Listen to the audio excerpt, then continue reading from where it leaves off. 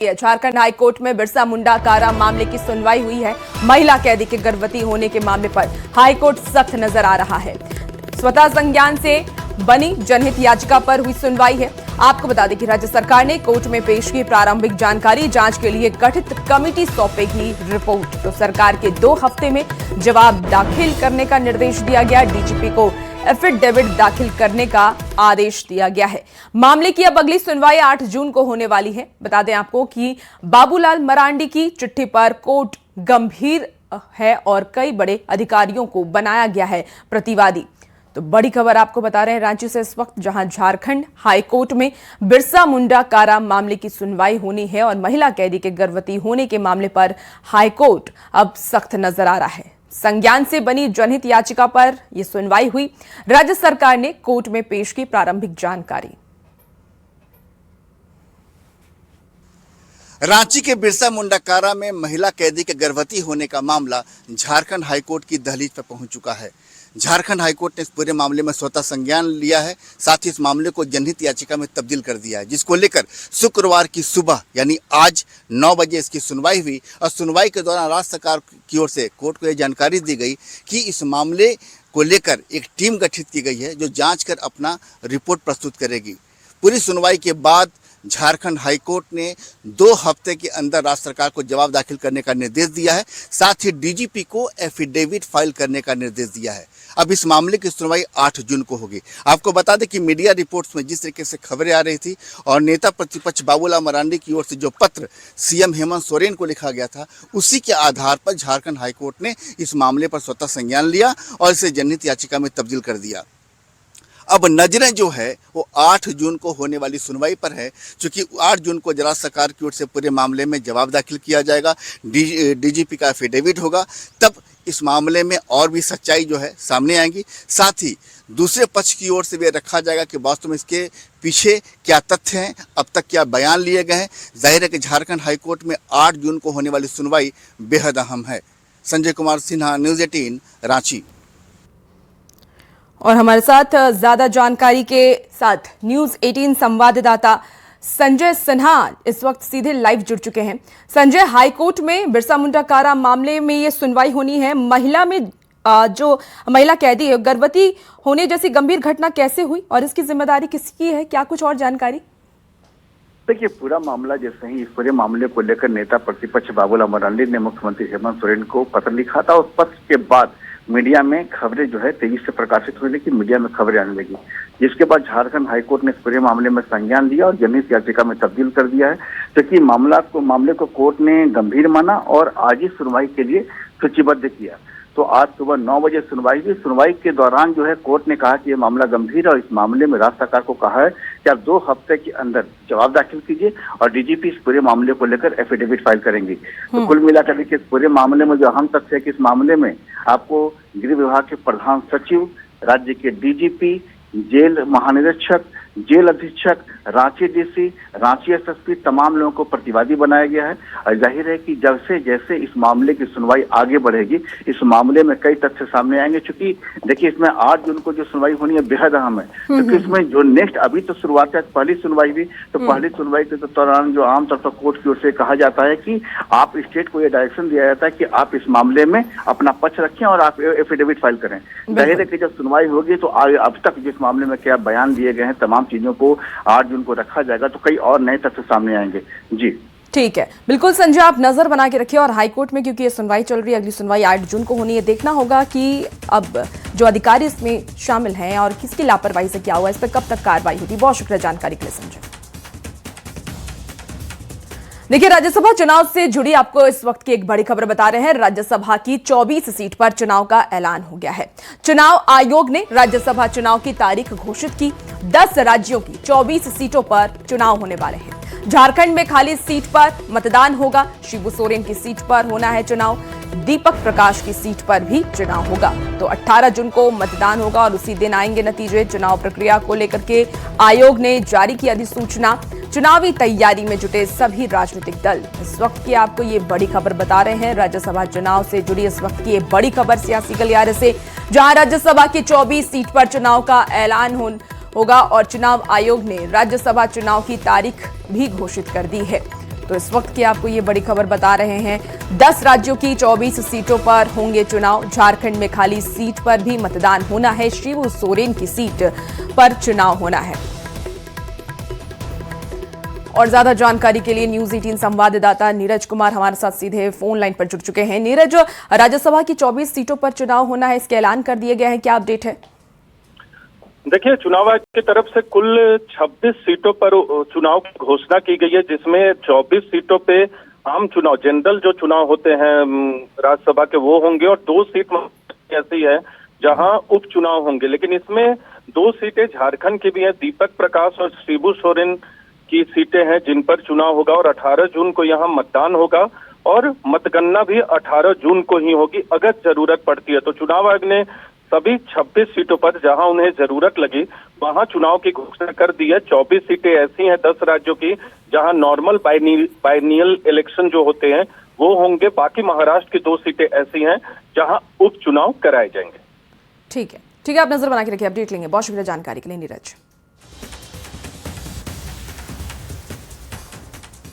चलिए, राज्य से आपको बड़ी खबर बताया, जहां दून टेंट हाउस के गोदाम में भीषण आग लगी है। सुबह आग लगने से इलाके में अफरा तफरी मच गई। गोदाम में टेंट और सजावट का सामान रखा हुआ था। कार्यक्रम में इस्तेमाल होने वाले सामान जलने की आशंका जताई जा रही है। आग लगते ही स्थानीय लोगों में हड़कंप मच गया। तो सूचना मिलते ही मौके पर पुलिस पहुंची, फायर ब्रिगेड की टीम वहां पर पहुंची और आग पर काबू पाया गया। दमकल कर्मियों ने आग पर काबू पाया है। आग लगने के कारणों की जांच फिलहाल की जा रही है। घटना सदर थाना क्षेत्र की बताई जा रही है। तो रांची से आपको इस वक्त की बड़ी खबर बताएं, जहां दून टेंट हाउस के गोदाम में भीषण आग लग गई। सुबह आग लगने से इलाके में अफरा तफरी मच गई।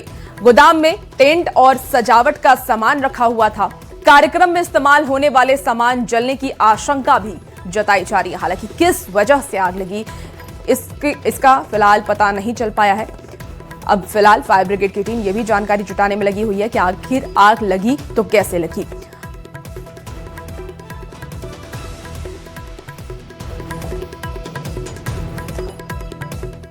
चलिए, चाईबासा से आपको बड़ी खबर बताया, जहां हावड़ा बरहलबिल जनशताब्दी एक्सप्रेस में एक दर्दनाक घटना हुई है। आपको बता दें कि राजखरसावा और महालिम रूप स्टेशन के बीच एक महिला ने अपने 1.5 महीने के बच्चे को चलती ट्रेन से फेंक दिया, जिससे कि उसकी मौके पर मौत हो गई। और इसके बाद महिला ने दूसरे बच्चे को भी फेंकने की कोशिश की, लेकिन यात्रियों ने उसे बचा लिया। यात्रियों ने महिला और उसके पति को पकड़कर रेलवे सुरक्षा बल को सौंप दिया। फिलहाल महिला को हिरासत में लेकर के पूछताछ की जा रही है। मृत बच्चे का शव रेलवे ट्रैक के किनारे से बरामद किया गया है। तो चाईबासा से आपको ये खबर बता रहे हैं, जहां जो जानकारी सामने आ रही है, महिला ने अपने 1.5 महीने के बच्चे को चलती ट्रेन से फेंक दिया और उसके बाद उसकी मौत हो जाती है। तो हम सामान पर तो ले जाके गेट में रख रहे थे कि बड़ा बैग है, तो बच्चा भी है, कैसे पकड़ेंगे, वो भी पकड़ाऊ कर रहे हैं। तो उसको बच्चा तो दिया खले हम, इसको पकड़ो, इसको दूध पिलाओ, बच्चा रो रहा है। बैग यहाँ से वहाँ तक होगा, गेट से मेरा सीट, वहाँ खाली बैग रख के आया, बच्चे तक उससे पहले फेंक दिया, बच्चा फेंक दिया, खिड़की से फेंक दिया बच्चा। ज्यादा जानकारी के साथ न्यूज 18 संवाददाता रुपेश प्रधान हमारे साथ फोन लाइन पर जुड़ गए हैं। रुपेश, आखिर महिला ने अपने 1.5 महीने के बच्चे को क्यों खिड़की से फेंका और दूसरे बच्चे को भी फेंकने की कोशिश की? आखिर क्या इसके पीछे की वजह है? देखिए, महिला ने किस स्थिति में बच्चे को खिड़की से बाहर फेंका, ये अभी तक कारण सामने नहीं आया है। शायद उसकी मानसिक स्थिति सही नहीं थी या वो कुछ टेंशन में थी, जिसके कारण वो अचानक किसी को भी आसपास जो भी बैठे हुए थे समझ में नहीं आया। और आरपीएफ इस मामले में अभी महिला और उसके पति को हिरासत में लेकर इस पूरे मामले की छानबीन कर रही है और कारण जानने का प्रयास कर रही है कि आखिर उसने ऐसा क्यों कदम उठाया। दूसरे बच्चे को भी उसने फेंकने की कोशिश की थी, लेकिन तब तक यात्रियों ने उसे पकड़ लिया। तो अब तक हालांकि ये बात सामने नहीं आई है, लेकिन संभावना यही जताई जा रही है कि वो मानसिक रूप से परेशान थी और इसी कारण उसने ऐसे कदम उठाया। ठीक है रुपेश, आप नजर बना के रखिए, अपडेट लेंगे। बहुत शुक्रिया जानकारी के लिए। चलिए, अब बात करते हैं जमशेदपुर की, जहां जमशेदपुर में चेन छिनतई गिरोह का आतंक लगातार बढ़ता जा रहा है। पिछले 2 महीनों में 18 से ज्यादा घटनाओं ने लोगों में डर का माहौल पैदा कर दिया। मामला सिद्धगौड़ा थाना क्षेत्र के बारीडीह चौक का है, जहां देर रात बाइक सवार 2 अपराधियों ने महिला से चेन की छिनतई कर ली। अब विरोध करने पर बदमाशों ने पिस्टल दिखा के वहां से फरार हो गए। घटना सीसीटीवी में कैद हो गई है। फिलहाल आपको बता दें कि पुलिस आरोपियों की पहचान में जुट चुकी है, जबकि स्थानीय लोग पुलिस की कार्यशैली पर सवाल उठा रहे हैं। तो इस वक्त की आपको ये बड़ी खबर बता रहे हैं, जहां ये 2 तस्वीर भी देखिए। लगातार जमशेदपुर में चेन छिनतई गिरोह का आतंक है और इसके पहले भी कई ऐसी घटनाएं आ चुकी हैं। एक बार फिर से इस तरीके की घटना सामने आई है। सीसीटीवी फुटेज आप देख पा रहे होंगे किस तरीके से बाइक पे 2 युवक सवार होकर के आते हैं और एक महिला से चेन की छिनतई करते हैं। पिछले 2 महीनों की अगर हम बात करें तो 18 से ज्यादा घटनाओं ने लोगों में डर का माहौल पैदा कर दिया है। ये मामला सिद्धगौड़ा थाना क्षेत्र के बारीडीह चौक का बताया जा रहा है। और ये देखिए तस्वीर आपको सीसीटीवी फुटेज दिखाते हैं। देखिए गोल घेरे में किस तरीके से ये बाइक सवार, यही 2 बदमाश हैं जो आते हैं और एक महिला से चेन की छिनतई करते हैं। सिद्धगौड़ा थाना क्षेत्र के बारीडीह चौक की घटना ये बताई जा रही है। जाहिर सी बात, जो तस्वीर साझा की गई है ये सीसीटीवी फुटेज, उसमें लग रहा है कि रात का वक्त है, जहां पे 2 बदमाश बाइक से पहुंचते हैं, बेखौफ हैं। आप देखिए आराम से किस तरीके से बाइक से निकलते हुए नजर आ रहे हैं और महिला से चेन की छिनतई करते हैं। और ऐसी घटना इन 2 महीने में सबसे ज्यादा हुई है, जिससे कि लोगों में डर का माहौल पैदा हो गया है। विरोध करने पर बदमाशों ने पिस्टल दिखा करके वहां से वो फरार भी हो गए और कोई कुछ नहीं कर पाया। पीछे से 2 बाइक सवार हेलमेट पहने हुए लोगों ने मेरे गले से चेन खींच के ले गए। उनके पीछा करने की मैंने कोशिश की। इस वक्त यहाँ उजाला है, बट उस वक्त अंधेरा था और पीछा करने की कोशिश की तो उन्होंने मेरे थोड़ी दूर टर्निंग है वहाँ जाके मुझे पिस्टल दिखाने की कोशिश की। कौन सा गाड़ी में थी? गाड़ी पल्सर थी। अंधेरे की वजह से उसका कलर मैं देख नहीं पाई। लेडीज़ का जो है चैन छिनतई हो गया। हमको लगता है 2 महीने के अंदर ही दूसरी घटना है। पहले इस रोड में करीब हम 10-15 साल से हम भी यहाँ पर हैं, पहले ऐसा नहीं होता था, लेकिन अभी 6 महीना से इस रोड में लगातार चैन छिनतई की घटना होने लगा है। चलिए बड़ी खबर आपको गुमला से अब बताते हैं, जहां के पालकोट थाना क्षेत्र के अंबाटोली गांव में शादी समारोह के दौरान विवाद में एक युवक की हत्या हो गई। दुर्गा उरांव अपने भाई के साथ मामा की बेटी की शादी में शामिल होने के लिए गया था, जहां नाचने को लेकर के उसका गंगा टोपो से विवाद हो जाता है और आरोप यह भी है कि इसके बाद गंगा ने दुर्गा को अपने घर बुला करके टांगी से हमला कर दिया और उसे गंभीर रूप से घायल कर दिया। युवक को रात भर बाथरूम में बंद रखा गया, जिसके बाद अगले दिन परिजनों को वो खून से लथपथ हालत में मिला। इलाज के दौरान रांची ले जाते समय युवक की मौत हो गई। फिलहाल पुलिस मामले की जांच कर रही है और आरोपी की तलाश जारी है।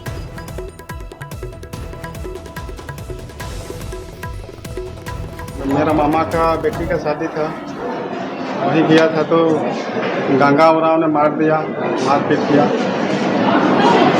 सिर को फाड़ दिया है पूरा।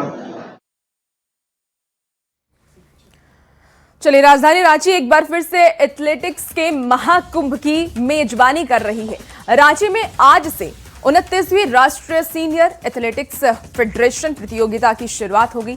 25 मई तक चलने वाली इस प्रतियोगिता में देश भर से 700 से अधिक एथलीट और करीब 150 तकनीकी पदाधिकारी हिस्सा ले रहे हैं। प्रतियोगिता का आयोजन बिरसा मुंडा स्टेडियम मोरहाबादी में किया जा रहा है। मुकाबले सुबह 5:30 बजे से 9 बजे तक और शाम के 6 बजे से 8:30 बजे तक आयोजित होंगे।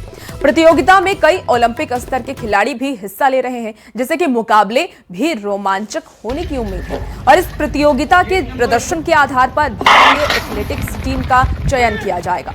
चयनित खिलाड़ी आगे कॉमनवेल्थ गेम्स और एशियन अंडर 23 एथलेटिक्स चैंपियनशिप में देश का प्रतिनिधित्व करेंगे। हालांकि इन दिनों रांची भीषण गर्मी की चपेट में नजर आ रहा है और लेकिन इसके बावजूद खिलाड़ियों में खासा उत्साह देखने को मिल रहा है। राजधानी रांची में एक बार फिर खेल का महाकुंभ लगा है और इस बार यह महाकुंभ एथलीट गेम को लेकर है। आपको बता दें कि राजधानी रांची के मोराबादी स्थित बिरसा मुंडा फुटबॉल स्टेडियम में 29वीं national senior athletic federation competition का आयोजन किया गया है और देश भर के 700 से ज़्यादा एथलीट यहाँ पर अपना परफॉर्मेंस दिखा रहे हैं। 150 से ज़्यादा टेक्निकल अधिकारी यहाँ पहुँचे हैं। जाहिर है कि देश भर के जितने भी टॉप एथलीट हैं, चाहे उसमें ओलंपियन हो या अंतर्राष्ट्रीय स्तर के एथलीट हो, तमाम लोग यहाँ अपने परफॉर्मेंस को दिखा रहे हैं। और एथलीट में जितने भी गेम होते हैं, तमाम गेम्स का यहाँ पर आयोजन हो रहा है। लेकिन बता दें कि ये गेम रांची में कितना महत्वपूर्ण है, आप समझ जाइए। ये कॉमनवेल्थ 2026 और आपको अंडर 23 जो एशियन जो एथलीट चैंपियनशिप होने जा रही है जापान में, उसको लेकर जो कह सकते हैं कि प्रदर्शन का जो आधार बनेगा वो रांची ही बनेगा। यानी भारतीय एथलेटिक्स टीम के लिए जो चयन होगा इसी परफॉर्मेंस के आधार पर होगा। ऐसे में देख सकते हैं कि यहाँ चूँकि राजधानी रांची में इसमें भीषण गर्मी पड़ रही है और जो पारा है वो तकरीबन 38 से 39 डिग्री के बीच है। ऐसे में जो गेम का आयोजन किया गया है वो सुबह 5:30 बजे से 9 बजे तक है सुबह में, और शाम में 6 बजे से 8:30 बजे तक। ये मौसम जो रांची का है कैसा है? फिलहाल तो मैं रांची का ही हूँ, बट हाँ, मेरे लिए तो बहुत अच्छा है। क्या नाम है? सदानंद कुमार। सदानंद, कितनी तैयारी है? तैयारी तो बहुत बढ़िया है। हाँ। अब देखते हैं, ऊपर वाला के नाम पे छोड़ देते हैं। ठीक है सर, उससे पहले से तो बता रहे हैं। जी सर। किस गेम में है आप? 100 मीटर। 100 मीटर में। जी सर। तो देख सकते हैं कि तैयारी यहाँ पर जो एथलीट हैं उनकी तैयारी बेहतरीन है। कुल मिलाकर राजधानी रांची का यह महाकुंभ खिलाड़ियों की तकदीर भी बदल सकता है। चूँकि कॉमनवेल्थ गेम्स में खेलने को लेकर जो एक सपना होता है, वो सपने की कह सकते हैं उड़ान जो है, उस उड़ान की जो कह सकते हैं एक तरीके का यहाँ पर जो परफॉर्मेंस देख रहे हैं कि परफॉर्मेंस वो तय करेगा कि वास्तव में आप जो है कि कॉमनवेल्थ गेम्स तक जाएंगे कि नहीं, भारतीय टीम में शामिल होंगे कि नहीं।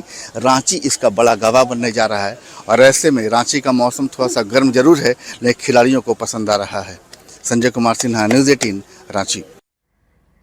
देखिए, रांची में आज से 29वीं राष्ट्रीय सीनियर एथलेटिक्स फेडरेशन प्रतियोगिता 2026 की शुरुआत होने जा रही है। अब ऐसे में भारतीय एथलेटिक्स संघ के निर्देश पर झारखंड एथलेटिक्स संघ, खेल विभाग और राज्य सरकार की ओर से इसका आयोजन किया जा रहा है।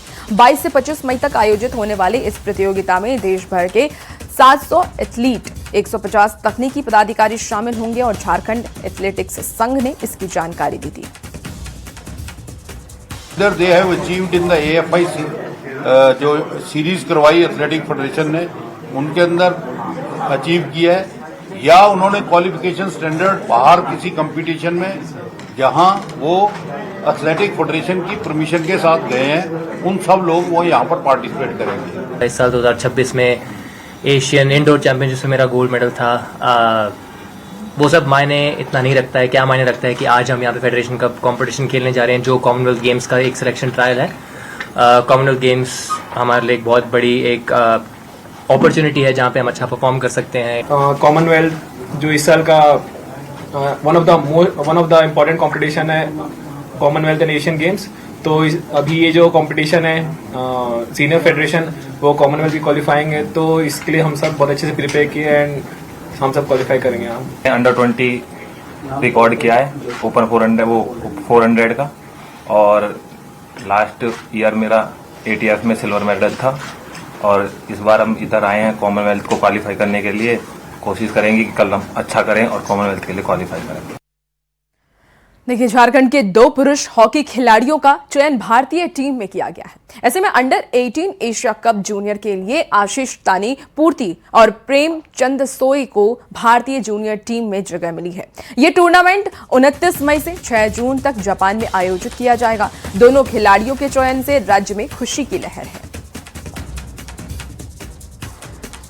तो रांची से आपको ये खबर बता रहे हैं, जहां 2 पुरुष हॉकी खिलाड़ियों का चयन भारतीय टीम में किया गया है और ये एक बहुत ही उपलब्धि की बात है, खुशी की बात है।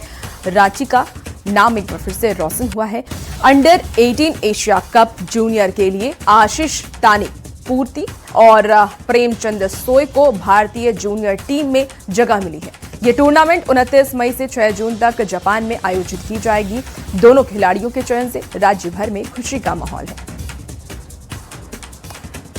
चलिए बात अब मौसम के मिजाज की कर लेते हैं। तो देखिए झारखंड का मौसम बदल रहा है। झारखंड के मौसम का अपडेट आपको दे देते हैं। भीषण गर्मी की चपेट में रांची समेत कई जिले हैं। आज दोपहर के बाद बारिश के आसार भी हालांकि जताए जा रहे हैं। मौसम विभाग ने येलो अलर्ट जारी किया है। रांची का पारा 38.9 डिग्री सेल्सियस तक पहुंच चुका है। कोडरमा, गुमला, खूंटी, लोहरदगा में तापमान 40 डिग्री के पार पहुंच चुका है। सुबह 11 बजे से शाम के 4 बजे तक लू का अलर्ट भी मौसम विभाग की तरफ से जारी कर दिया गया है। तेज धूप और गर्म हवाओं से लोग परेशान हैं। मौसम विभाग ने सतर्क रहने की अपील की है। बारिश से गर्मी से राहत मिलने की उम्मीद भी जताई जा रही है कि आने वाले वक्त में बारिश होगी, इससे कि राज्यवासियों को गर्मी से राहत मिलेगी। लेकिन अलर्ट लगातार मौसम विभाग की तरफ से जारी किया जा रहा है और ये अपील भी की जा रही है कि लोगों को ज्यादा सावधान रहने की जरूरत है।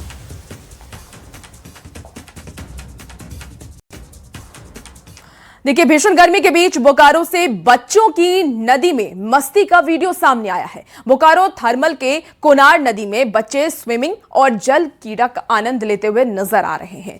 जानकारी के मुताबिक सभी बच्चे बोकारो थर्मल क्षेत्र के ही रहने वाले बताए जा रहे हैं और उन्हें एक क्लब के माध्यम से नदी में स्विमिंग की ट्रेनिंग दी जाती है। वीडियो में बच्चे पानी में तैरते, खेलते और मस्ती करते हुए नजर आ रहे हैं। तो भीषण गर्मी के बीच बोकारो से बच्चे की ये मस्ती की तस्वीर सामने आई है, जहां बोकारो थर्मल के कोनार नदी में बच्चे स्विमिंग करते हुए नजर आ रहे हैं, स्विमिंग का आनंद लेते हुए नजर आ रहे हैं। सभी बच्चे बोकारो थर्मल क्षेत्र के ही रहने वाले हैं और उन्हें एक क्लब के माध्यम से नदी में स्विमिंग की ट्रेनिंग दी जाती है, तैरना सिखाया जा रहा है। देखिए छोटे छोटे बच्चे हैं, कम उम्र के बच्चे हैं जो कि नदी में इस वक्त मस्ती करते हुए नजर आ रहे हैं। वीडियो में पानी में तैरते हुए बच्चे नजर आ रहे हैं। क्या करने के लिए आई थी यहाँ पर समर कैंप में? स्विमिंग करने आई। कैसा लगा बताओ? बहुत अच्छा, क्योंकि सब कोई थे तो सब पूरा एंजॉय की। करने के लिए आई थी यहाँ पे, कैसा लगा? अच्छा मतलब कैसा अच्छा लगा? फुल मस्ती की, काफी एंजॉय की। चलिए